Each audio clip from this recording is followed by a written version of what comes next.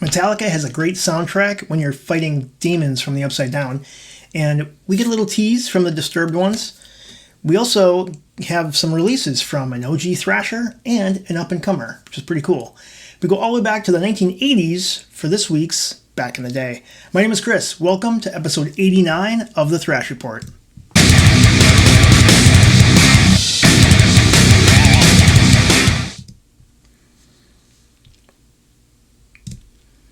Hey everyone, how's it going? Welcome back this week.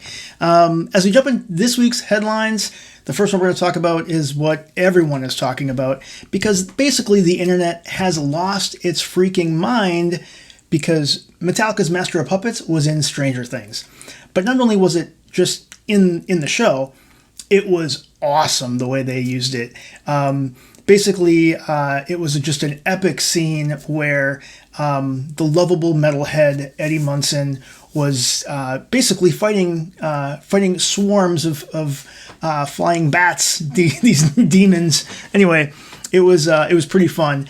But basically, Metallica kind of had their Kate Bush moment, if you will, and that's where earlier in the season, Kate Bush had a track that called Running Up That Hill, and that climbed to the very top of the music charts all over the world, and that was 37 years after the song was initially released. Well, Metallica, it happened to them too. So since being in Stranger Things, Metallica's Master of Puppets has just soared to popularity, and Spotify claims that it chalked up millions of new streams, and it landed the track in the platform's weekly top 50 in both the UK and the US.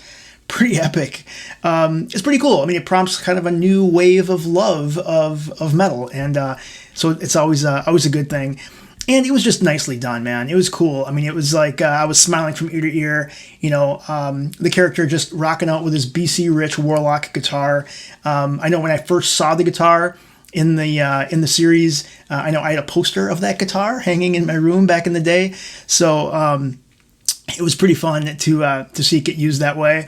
And the music director for Stranger Things went on to say that they worked very closely with the band and the band's management to really make sure that they used it properly. And they got in touch with Metallica's management all the way back in the second season when they used the Four Horsemen. And this was a scene where they actually went in writing and in pre-production. They said, this is the song. It has to be this song. And it was pretty cool because it was just a kind of an epic, pivotal scene and kind of a heroic scene. And it was awesome. And they, basically they said it has to be that song, and no other song was discussed in that choice. So pretty cool that they used that track. Again, go check it out. Super fun to see some of our favorites being displayed in a great show like that as well. And if we stick on Metallica and Stranger Things, check this out. It was actually announced on social. Rob from Metallica pointed out that his son recorded guitar for the Stranger Things version of Metallica's Master of Puppets. He added some additional guitar parts to the Master of Puppets track that was included in the fourth season episode. And it's pretty cool that Tye, Rob's son, got the opportunity to record that guitar part. I think it's awesome when you get that opportunity. It's kind of cool that when you got famous parents, you may get opportunities that other people may not. Just saying. But that's pretty cool. No disrespect to Tye. I'm sure he just crushed it. Another thing that caught my eye this week was Disturbed's social media accounts were updated with basically a statement that said new music is coming soon, and they basically posted this weird cryptic video with this kind of ambient background noise, kind of an outline of the guy. I think that's the mascot. They call him the guy. But this was basically an opportunity to pre-order or pre-save that track. It was reported that all four members of Disturbed were actually in Los Angeles back in June, supposedly recording a video for an upcoming track. Disturbed is one of those bands where either you love them or you hate them. I tend to like, some of the earlier stuff, I was all into it. And I listened to it quite often back then, all the way up till, their second or third release, like 10,000 Fists. I think Invincible was a pretty rad track. But anyway, I'm excited to see what they bring. I've seen them live a handful of times, and they put on a really fun show. So new Disturbed on the way. And that's going to round out the news. Let's go ahead and jump into some new releases this week. And again, the internet blew up for this new album that dropped last week, the 7th studio release from crossover thrash band Municipal Waste. And it's awesome. Yeah, so super old school sound, fast, nice and fast thrashy. From Richmond, Virginia, this band was formed in 2000. This new release dropped last week via Nuclear Blast Records. You can definitely hear their influences. They've said that they get their influences, around, Suicidal, Nuclear Assault, DRI. I was listening to it earlier this week. I was out for a walk with my headphones in, and I could definitely hear some like early Exodus in there. It's awesome. So if you like that old school thrashy sound, this album will not disappoint. I think this is great. I also like how they bring a little bit of humor into how they pay homage to their influences. They have song titles such as Thrashing's My Business and Business is Good. Also, The Thrashing of the Christ, which I thought was pretty funny. And then they also have a track called Thrashin', Don't Mind If I Do, which is basically the story of my life. But here it is, the title track for Electrified Brain.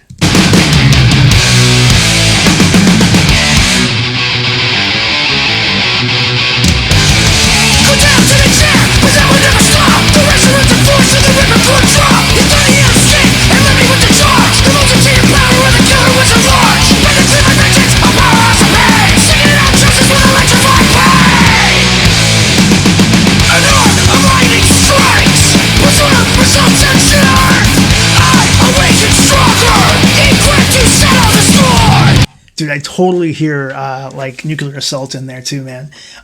Speaking of that OG sound, if we actually look at another new release is from old school German thrashers Tankard.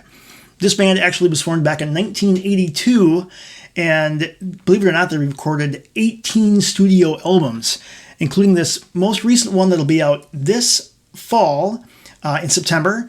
And it's called Pavlov's Dogs. They've released the very first track for that album called Beerbarians. And it's pretty funny because they consistently play, have a theme that centers around booze and alcohol and beer. So it is very fitting that this lyric video for Beerbarians, it's about brewing beer. Check it out. After twilight of time we appear, the others still lived in the trees. We fed on fermented food from the ground. Other tribes were absentees. We found the wisdom a cutting path. When all food was gone, we had to be shrewd. We had to brew the stuff that we loved. Grow the grain within the fire. Build the wheel, lift mankind higher. Grow the grain. That's just funny. All right, this next track. This is a track that actually I picked up from the New Wave of Thrash group on Facebook. I encourage everyone to go check them out. Again, they are always posting some great stuff over there on Facebook. This band, I hope I'm pronouncing it right. It looks like it's pronounced Exigency. I don't know where the right emphasis and the right syllable should be, but Exigency. And this, the thing that's really amazing about this band is that they're like a death thrash metal outfit from Finland. But get this, the ages of these guys are only 16 to 19 years old, and they bring it, man. So this band, they released their first debut 5-track EP. They've been working on it for about a year, and just recently this dropped. Let's go ahead and check out this track. Absolutely blows me away.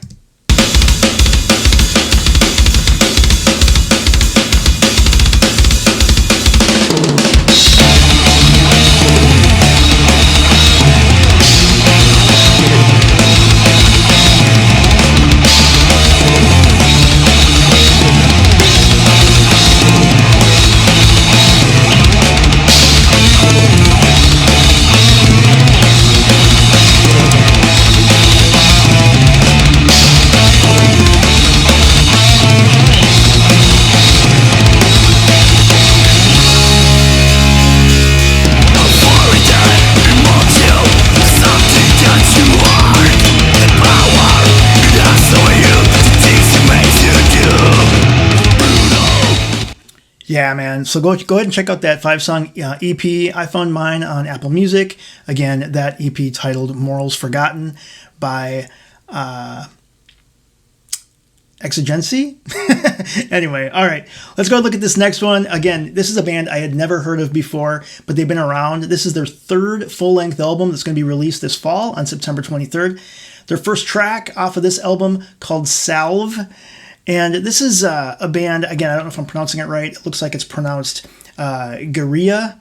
It's in my research, it says that you really can only pronounce it if you're pronouncing it in that native Portuguese language. This band was formed in 2016 in Portugal, and their new album that comes out titled Mirage, it's interesting. It's kind of scary. It's frightening a little bit. It's kind of that death metal. It's very technical, but it's kind of that solid wall of noise that we hear about. But this is straight from their website. They go on to say that behind black shrouds of obscurity and desolation, the men of Guerilla deliver their odes of cascading maelstroms of aggression and beauty, emerging from the age of pandemic to whatever awaits humanity's next. The Portuguese horde remains on the front lines of the next generation of extreme metal. We are Guerilla. Let's go ahead and check this out. This is their single, Salve.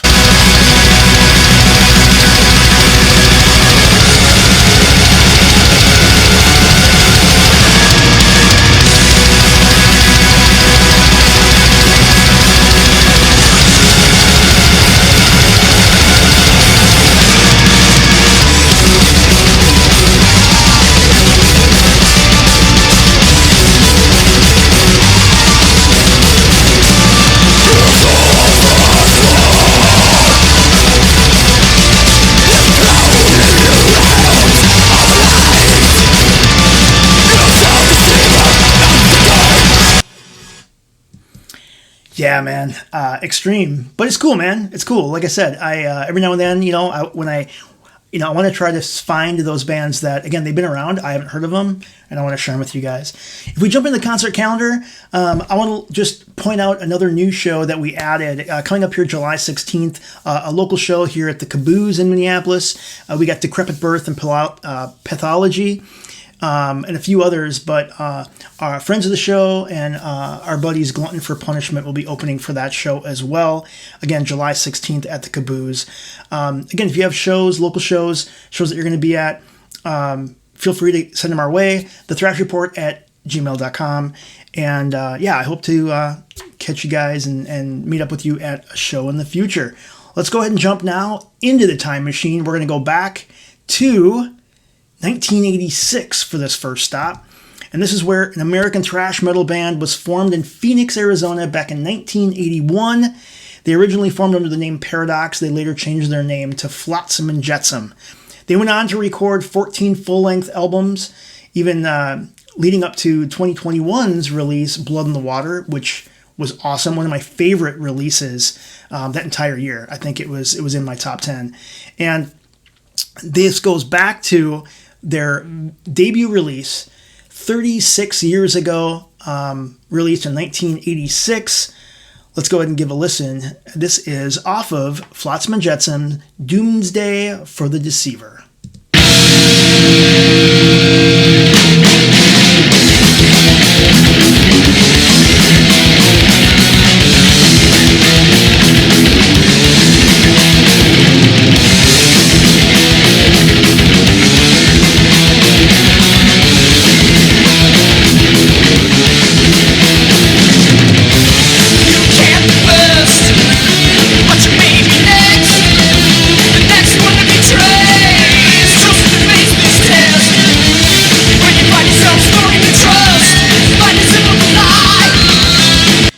That's awesome, man. This next one, again, this one goes back to 1984. That's our next stop here back in the time machine. And this is the second studio album from none other than Ronnie James Dio. A true badass, one of the best voices in metal or ever. And this album, The Last in Line, released in 1984, became the band's highest charting album, both in the UK and the US. In the UK, it reached number 4 on the charts here in the US at number 23.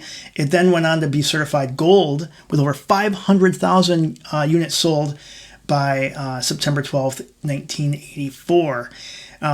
This actually also then includes guitarist Vivian Campbell, who now is currently touring and in the band Def Leppard as well on that stadium tour.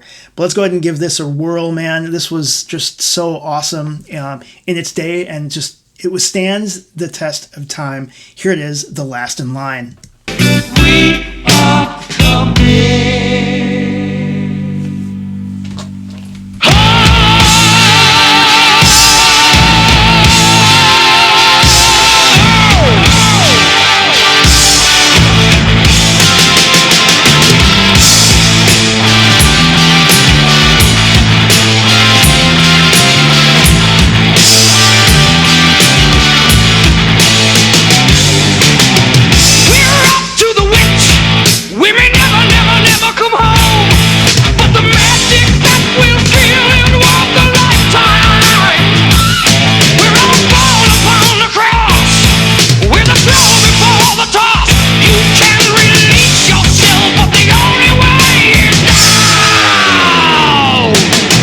Dude, what a badass elf he is, man. That's so cool. If we go into, you think about that video too, man. That was like pre-everything, 1984. And they had like this creepy Borg guy in the video. Yeah, ahead of its time, man. Okay, this last one here, Napalm Death, kind of one of the definitive grindcore metal bands formed in 1981. I always considered these guys death metal, I think, but I guess truly it's kind of grindcore. I think some of them kind of blend over together. But anyway, their debut album was released 35 years ago. Just absolutely blows my mind. I'm so old. I just remember this being, if you had a copy of this in school, you were a badass, right? I didn't realize this in doing my research here. It says that the two sides of the records were recorded by two different lineups, and the sessions were about a year apart. But they only had one member of the band that was the same, and that was the drummer, Mick Harris. Pretty remarkable. Loudwire went on to say that this was their pick as one of the best top 10 metal albums of 1987. And that is Napalm Death's release, Scum. Let's go ahead and give this let's go ahead.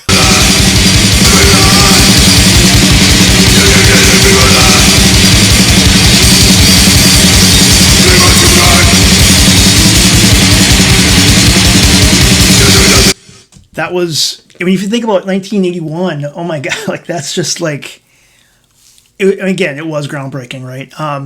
Anyway, I want to thank everyone for hanging out with me again for 20 minutes. Again, super grateful for everyone that follows. Please feel free to let us know what you think. thethrashreport@gmail.com. And also, we want to hear from you, man. Let us know what your thoughts are. Let us know new things that are coming out. Let us know what you like, what you don't.